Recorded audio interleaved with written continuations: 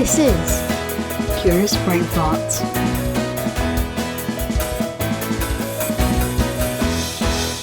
Hello, Lou. Hello, Paul. How are you? I'm marvellous. And how are you? Also marvellous, thank you. Well, that's splendid and marvellous. So, how's your Thursday going? How's your week been? Yeah, good. Busy, but good. Sunny, and that's lush. We do love the sunshine. Yeah, we do. Let's make no mistake about it. Everybody loves the sunshine. I think there's a song about that. Dum da dum, dum da dum. So, How are you, Paul? oh, yeah, all right. And I think now's probably a good time to mention that we had some technical issues recently, We did. which meant that our episode from last week couldn't be published. And That's right. unfortunately, we're going to have to find some time to redo that because there was a lovely little surprise that was going to be happening. And so you're just going to have to wait a little bit longer now for this lovely surprise. Yes, so that was an unlooked for set of challenges, if you will. And they did, Will. They did. And much as we tried to reason with them, they were recalcitrant in their opinions and impacts. So you're welcome. Apologies about that. And here we are. So if you are in any way distressed, dismayed, and disappointed, do write in to someone who cares. And if you would love to share the love with us and, you know, share some of your own technical hootenannies that might have happened, send us an email to curiousbrainfarts@gmail.com.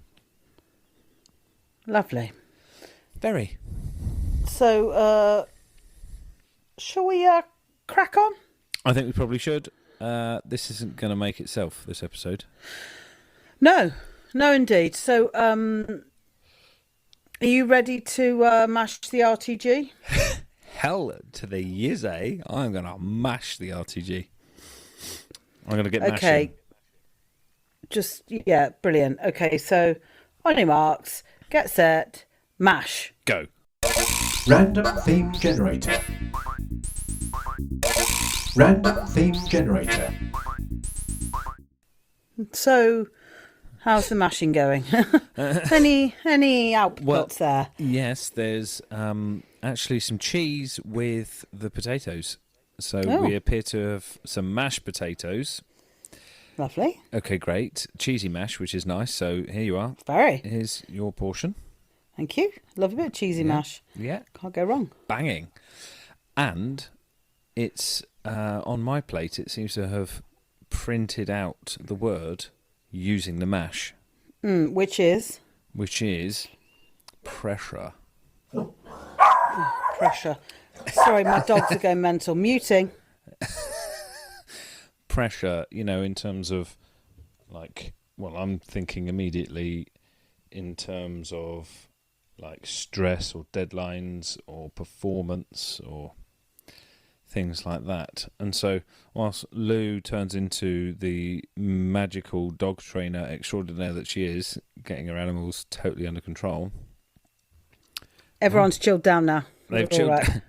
They've chilled down. You gave them a little talking to. Listen, we're on high alert, Paul, because you never know when you might have to defend the homestead. So we're not cross with them about it. It's just a bit disruptive to a podcast recording. No, it is quite disruptive, yes. But I've also looked up the word pressure off of Oxford. Okay, great. And thusly, here is what it says. Pressure, continuous physical force exerted on or against an object by something in contact with it. Okay. The use, so that's a physical definition. The use of persuasion or intimidation to make someone do something. Okay. An attempt to persuade or coerce someone into doing something. And it's made its way to us through the Latin, through the Old French, to the English, Middle English. Great. Pressia. So there we are. A physical force exerted on or against an object by something in contact with it. Persuasion, intimidation or coercion Of the into nation. doing something. It doesn't talk actually about the pressure of... Stress, deadlines and performance. No, it doesn't talk about that. No. Which is quite interesting. Yeah. Because the...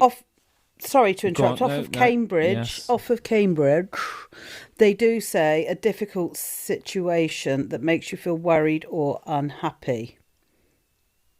So to be under a lot of pressure.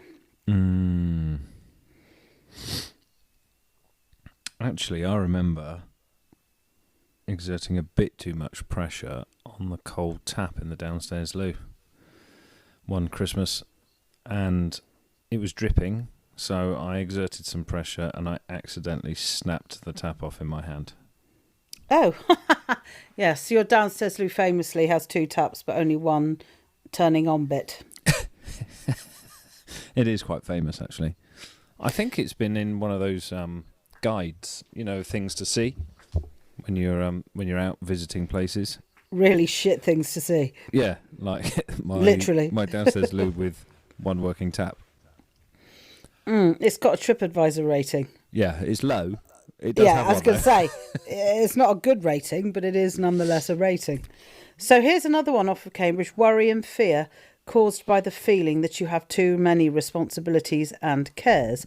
I like this job. There's not so much pressure to produce every day. Which feels like that performative kind of vibe. So it's the coercion, persuasion. I put pressure on them to agree to my terms or whatever.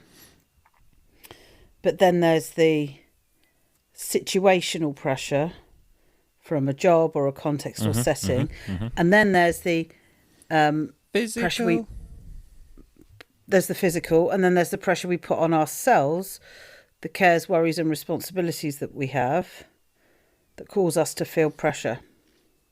So when you look at the physical definition, it's that continuous exertion of a force. I think it said something like that. So that's not a punch in the face. That's a continual build-up of force on something. Yeah, the force that a liquid or gas produces when it presses against an area. It's like your farts coming out your butthole. There's an element of pressure. A build-up of pressure. And the weather. So then you've got a pressure system in the weather. There's a high pressure front. Yes, or low pressure. And the thing that's interesting, though, is that in all those scenarios, including the weather, it's that continuous exertion. So one is a physical force, the other is the continuous exertion of the worry, of the performance, of the deadlines, of whatever, the continuous... It's interesting because they say stress is too much pressure. Oh, yeah, so, yeah. Pressure. Under pressure. Falling down on me. Name that band. Under pressure. I can't. Because if we did, then, the record label listening, we'd be infringing all sorts of rights. So I'm worried for us now, Lou. With that performance, me too. With that performance. Of course it's Queen. All the Queen fans will be screaming at radio box. Which is nice. So, pressure... Stress is too much pressure, is what we were talking about. Yeah. So, therefore, that's very subjective, like completely subjective. Yeah, very much so. Yeah. And then I wonder to what extent this cult of, or culture of productivity links into pressure. You know, I mean, how I do. much of it have we ushered in and chosen for ourselves versus how much of it is contextual and not something we can control? Yes, because I think there's something easy about saying there's some coercion. You know, it's someone else. It's not me. It's someone else. And noticing, like, where I feel pressure in my life on certain things, like to provide or whatever, that's not necessarily, it's not that it's untrue, it's also something that I can dial up or down depending on how much I want to magnify it. So Right. a lot of that pressure can be within my control. It's not necessarily something that someone is imposing on me, because that would also be easier if I could just blame someone else and then they could go away or they could be different. That would Yes. be easier. Yes, I guess somebody else might come at you with some pressure and go, hello there, good day. Would you like to take this and add it to your pressure load? And I guess your choice then is to say, yes, I will do that transaction with you, no problem. Mm-hmm. Or, actually, I'm not going to take the pressure of your expectations onto my shoulders. Yeah. Those are yours. I don't know, but I'm as boundaried with it as that. I think that's a filter with quite big holes for me. Like a colander. There we are. And a really shit colander with massive holes in it. Yeah, you lose everything. All sorts of things fall through those fellas. Because, I think... I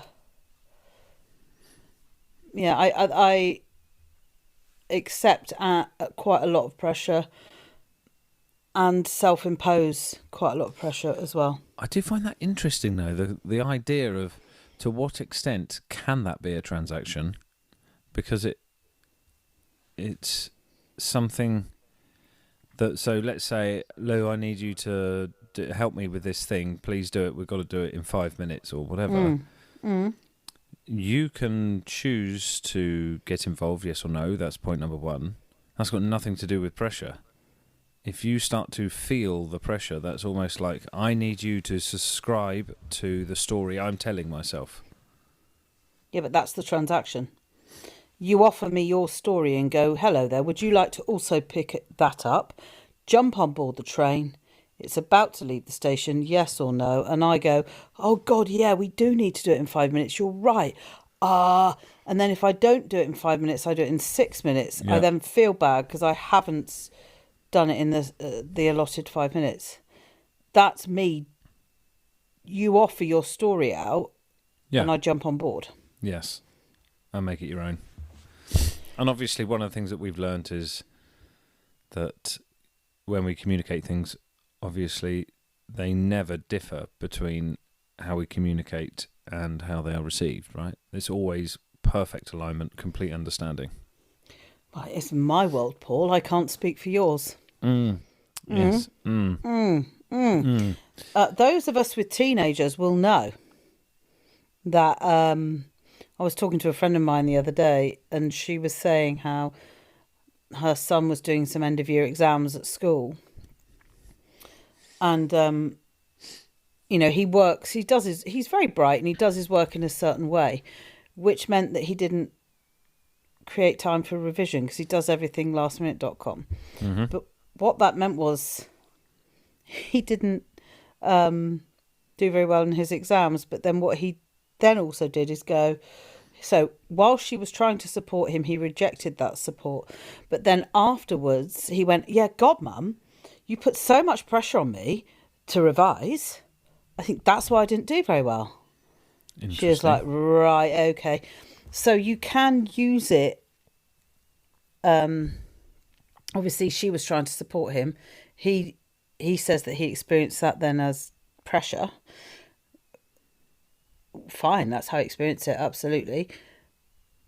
And that's a great example of how it was sent and how it's... Because she stood there going, I'm sorry, what? I was just trying to scaffold a bit of revision, or just mentioning occasionally that revision's a good idea ahead of exams. And his interpretation of that is pressure. Yeah. I was also thinking about how at the weekend I went to my godson's wedding. So, dear listeners, I am older than 25. Only just.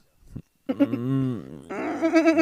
1 or 2 years. Anyway, and I was, because that normally weddings can be quite high pressure, like for the bride and groom. They might feel some pressure for, the people who want things to go well, like the parents. They might feel under pressure, that everything is as they want or whatever it might be. And I was talking to my godson, the groom, and he was, whilst he had some sort of churning, some nerves in his stomach, he didn't feel like he was under pressure. Nice. And a really lovely thing. And then I was noticing, because I was helping out with some things, and I had told myself a story that enabled me to be under pressure in order to get the stuff done really well or quickly or whatever. I didn't have to share that story with anyone. I kept that for myself and noticed sometimes that pressure can be helpful. Other times it's really not helpful. No. I appreciate the pressure of a deadline. Yes. Gone are the days when I'll leave things to the last minute, but I also... Hashtag tax return. Right, we've changed our ways. We've transformed things. Yes, fully. Yes.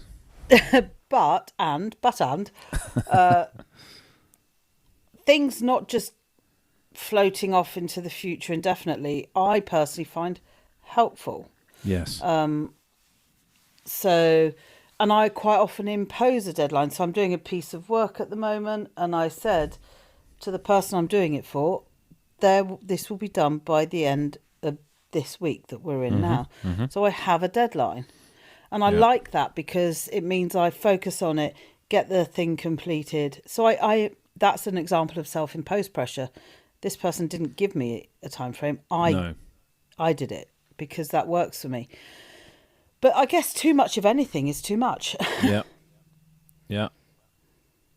Yeah, like overwhelm. And we found that thing a while ago. That why is there never enough whelm? It's always underwhelm or overwhelm. Yeah. And there's never just whelm. No one comes at you with a sufficiency of whelm. No.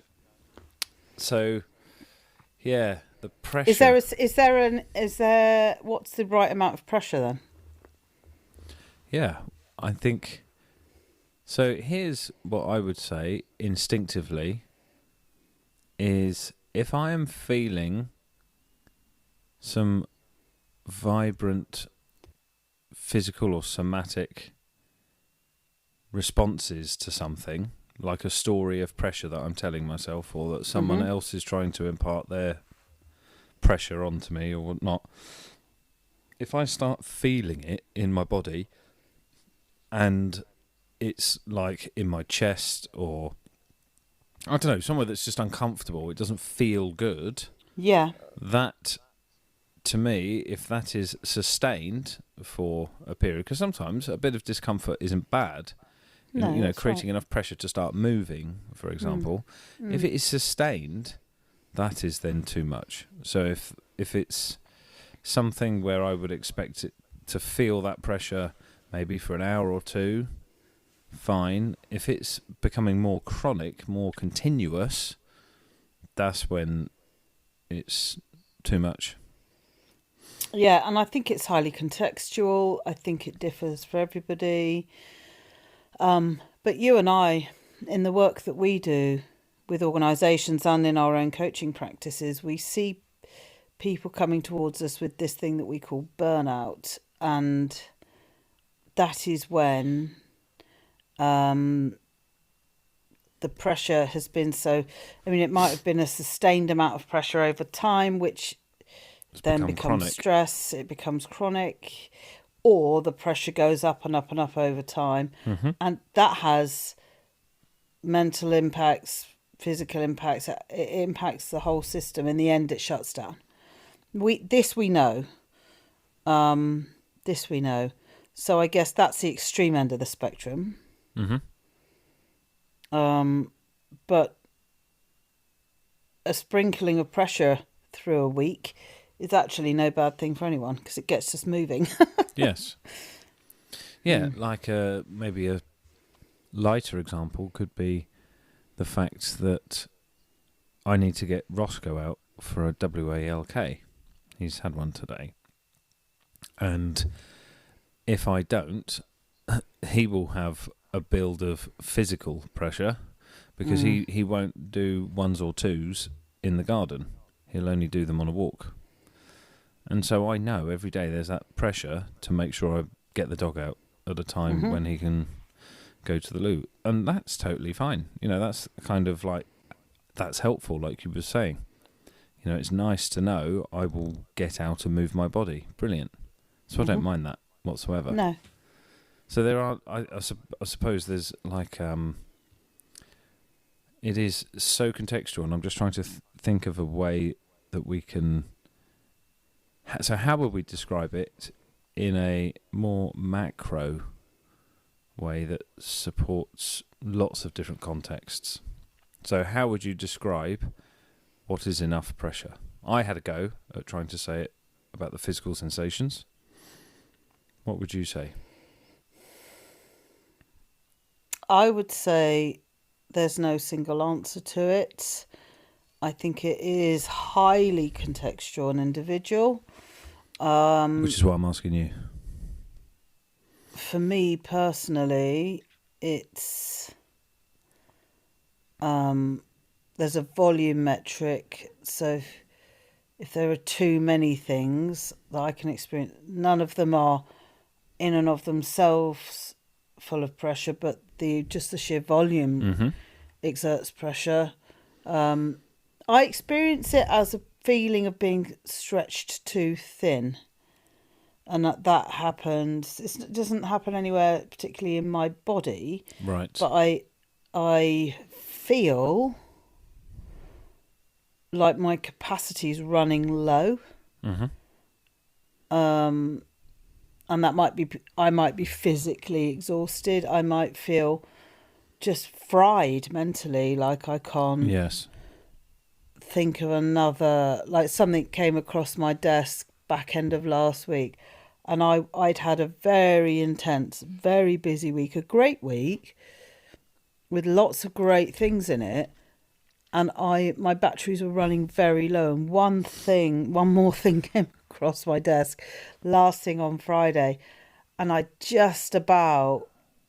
put pressure on myself to get it over the line. Yeah. And then I was absolutely done. I couldn't do any more. That was me done. So if I'd have then put pressure on myself to keep going after that, that's when I would have had physical issues. I would have, so I think I don't know. The somatic experience of pressure is less. Once it builds and becomes stress, I then experience it in my body, I would say. Yeah. Because I was just thinking about how I've been putting myself under pressure for this week because it's a busy week. There's a number of late nights, working late on 2 of the nights. Tomorrow, on the Friday, I'm working till quite late. It'd be a nice networking thing in the evening, and I still won't get home until about 1:30 in the morning. Tonight I've got band practice. I won't get home until about 1:30 in the morning.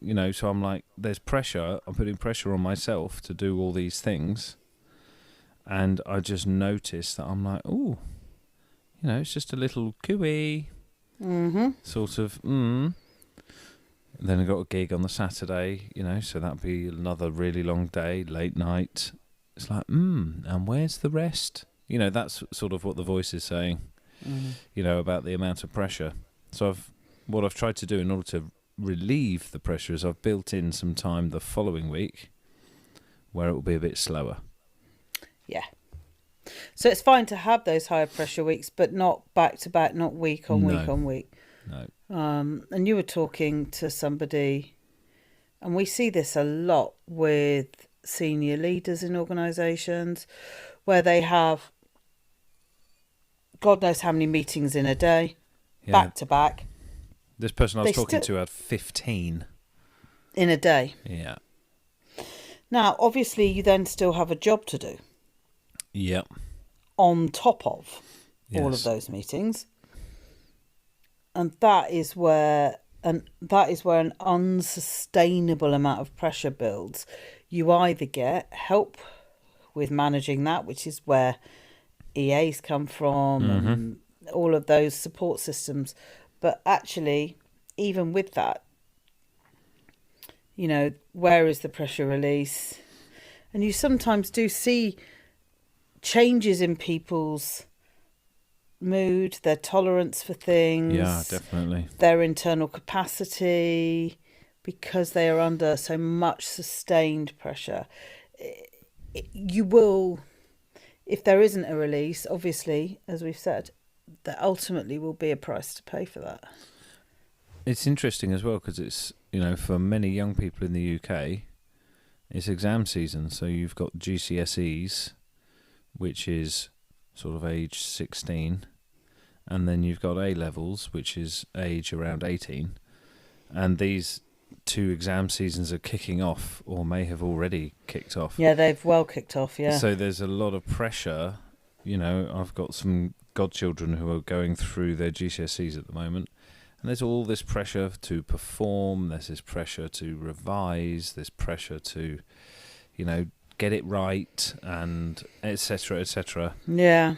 And it's, so even for those young people, and like we said, there's nothing wrong with a bit of pressure, and this is over like a 6-week period or something, let alone the weeks before with all the revision and all the, mock exams, and, so there's a lot of pressure. It's like, I wonder what impact that has on a young person's brain. I wonder. Well, what we know for sure is, of course, and there's data to back this up, exams as a context and the pressure of that setting means that, by and large, young people underperform. So we know that for sure. So the setting and the pressure of that has even if you get an A star, potentially you've underperformed. You know what I mean? Like, for the vast majority of people, they don't bring the best out in them, basically. Yeah. And there's little you can do to change that format. If you've got some additional, got some learning differences, then you might be able to get some additional time. But beyond that, there's nothing you can do. So how do you work within that unchangeable format to relieve the pressure on yourself? Yeah, it's difficult. It's really difficult. Yeah, it is. And the parents feel the pressure. They want the best for their children. They want them to have opportunity and all these different things. So there's lots of good intentions. There's all sorts of goodness going on. And still, it's trying to find that balance with the pressure. Yeah, and there's a cultural layer to this. Oh, my child's so bright. You don't hear people say, my child is of average intellectual capability, or that, they struggle academically. So it's this badge of honour for the parents somehow that their kid's really clever and is at the top of the class. That is still there. Not everyone does it, obviously, but it's in the cultural soup that we all swim in, so it's difficult to get away from it. Yeah. And if you do want your kid to be, the brightest, give them a massive torch and send them out in the dark. Agreed. And then they'll absolutely, stick them in a high vis. One of those jackets that looks like a normal jacket. Yeah, till you got a light on it. Till you shine a light on it, and then it to glow real well. Yes. The point is, even if you think you haven't put any pressure on your young person, inadvertently you might have done, like that example I was saying about earlier. The parent felt they just gently encouraged and the young person experienced it as pressure. Now that could just be emotional leakage because they pick up pressure. We all do, from our setting and our context. So if the school is saying, hey guys, this is really important, in a way that they mean to encourage young people to study, some young people, and I was certainly one of them, would go, oh my God, my life is over if I don't do really well. Now that comes from a deep-seated belief in me, which I'm still unravelling, that I'm not good enough. What? That I'm not worthy. Oh, I feel for you. That must be really difficult. I haven't got any of that pressure, actually. You know, I'm so pleased for you. You know, to be right or to get things right or to try and be perfect. I mean, gosh, can you imagine? That must feel so awful. Perfect Paul. Yes, that's basically that's basically my name. That's the name that the part of me that likes to push all the pressure would like me to have, and I'm here to disappoint. I think that's the real thing here. The real thing we can all do if we have a part within us that puts pressure on us, then know that that isn't you. Yeah, that's a part, and that you can talk to that part about what it wants you to know, what it's afraid of, get to know it, get it to trust you, and it will chill down as a result. Yeah, totalmente. And we might talk more about that sort of stuff. So just think if you've ever said, part of me would really like to do this thing and another part of me just can't be bothered. That's the sort of thing that we're talking about. So when there is this different tone that you would describe literally by saying part of me wants to ... That's the thing that we're talking about, and that's the thing that you can respond to. So, which is nice. Lovely. So pressure. I'm feeling the pressure to end. Same. Yes, I feel under great pressure to go and do more productive things. That's great. I'm feeling under the pressure to make sure I do a really great job for today. So, okay, great. And I feel under pressure to be a nice, kind, warm, friendly person. oh dear, how's that going? Well, I'm a stone cold bitch, so not very well. Oh dear, that's funny. My voice is starting to go. Yeah, I put it under too much pressure, you see. Yes, that's right. Yeah. Can you take the pressure off my throat so I can speak properly, please? Yeah. Do you mind moving your foot somewhere else? Well, yes. That being said, let's go and do those amazing things that we said we would. Love that journey for us. Totes, and hopefully we're not going to have any technical issues, because that did create some pressure. Put some pressure on yourself about that, please. Well, we were under some thank you. pressure. Yes, and that was great. And then we realised, actually, people probably don't give a shit. So, so then all the pressure went away. Yay! And even if they do give a shit, there's nothing we can do about it. So we're doing our best. So get lost, everyone. Well, actually, come back and listen again. Don't be so hostile, Paul. Oh my God, I'm not being hostile. I'm just taking pressure off myself. With a drive-by. That's more we could talk about another time. Yeah. You can offload pressure by trying to do a drive-by. And we love a drive-by. Oh, nothing. You can't go wrong with an emotional drive-by. Nothing quite like it. Put the windows down, throw a load of shit out and drive off. Which Love is that nice. journey for everyone. Yes. Well, listen, enough of this. Okay, fine. This is starting to put pressure on me. I can feel the pressure mounting. It's going to burst. The pressure of my bladder being full. Oh, thanks for the share. No sharing, Louise. So Right. on that On that lovely bombshell. note, that urine retract note, let's go. Well, I'll see you soon. All righty, you take care, lovely. Bye. Bye.